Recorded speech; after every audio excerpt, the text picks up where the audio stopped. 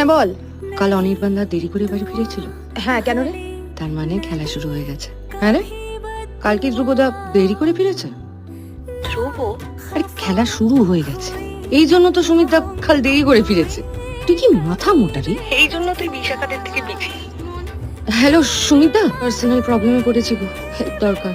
তুমি প্লিজ দিদিকে কিছু না বলে আজকে আমার সাথে একবার দেখা করতে পারবে? এমন কাজ ছিল যে গেলাম, গিয়ে দেখি সুমিত আর অনির্বাণকে উঠে গেছে। দিদি, বিশাখা ওরা যাতে জানতে না পারে যে আপনারা আমার হেল্প করছেন। আপনাদের দেরি দেখে ওরা নিশ্চয়ই আপনাদের প্রশ্ন করবে। আপনারা বলবেন অফিসের কাজ। ওরা জানলে পিএনপিতে কেন করবে? আমরা যতই বন্ধু হই, রসালো বিষয় নিয়ে ওরা পিএনপিসি করবেই। সুতরাং বলার ইচ্ছে থাকলেও বলতে পারলাম না, বউয়ের কাছে চেপে যেতে হলো। বাড়ি ফিরতে দেরি হলো, মিথ্যে বললাম। দিদিকে বললাম অফিসের কাজে আটকে গেছি, গতকালও দেরি হলো তীর্থর সাথে দেখা করতে, কালও মিথ্যে বলেছি। আজ দেখি আজও দেরি হয় কিনা।